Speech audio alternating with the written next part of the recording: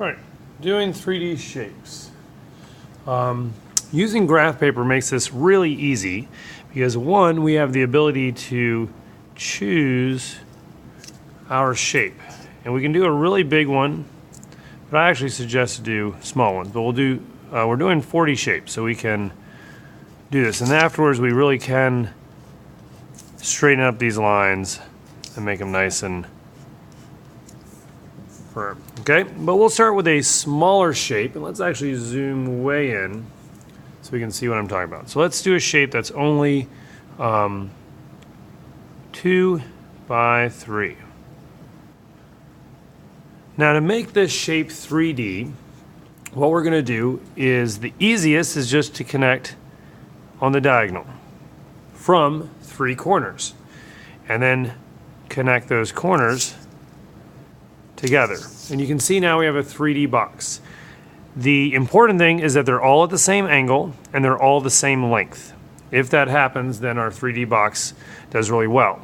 When we draw this on a normal piece of paper, we have a tendency to draw our box and then draw them different lengths, and then everything gets twisted and it doesn't look quite right, okay? So we want everything the same length and everything the same angle. So if they're like this, it also looks funny because things aren't the same angle. So the graph paper is going to help us really make sure that regardless of the shape of the box, we do everything at the same angle correctly. So you draw your shape, make sure that it goes along these lines for a guide. Now the more advanced version is instead of going to one corner, you go across the diagonal of 2 boxes. And you'll notice this is going to make it look like the shape is slightly more flat on the table versus looking from above. So here we see more of the top, so we're looking from above. Here we see less of the top, so it's looking a little bit more from the front.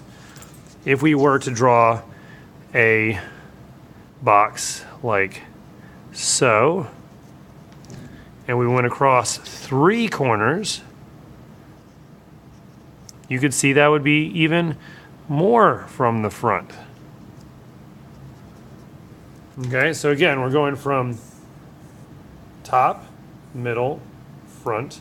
And the more you do that, the more this looks like we're looking from the front of the box versus the side. Now, we've done a bunch of rectangles, and that's fine. Let's do a different shape. So let's say we do a triangle. So as long as we connect corners to corners for our shape, we're good to go. Now I'm going to go get across 2 boxes, and up. And we can see how that is now a wedge.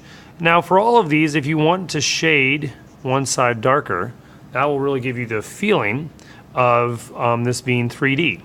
Now you'll notice for shadows, we can come back out straight, 2 boxes, and over, and make a sideways shadow. So that would be true for all these. And we're going to do shading a little bit later, but that's just a little introduction. So let's say we make a different triangle. Okay, we go across 3 boxes this time. And this roof, maybe, that we're making, corner to corner. Now see, we're going across 3 boxes here, 1, 2, 3, across 3 boxes there, across 3 boxes here, so that all makes sense.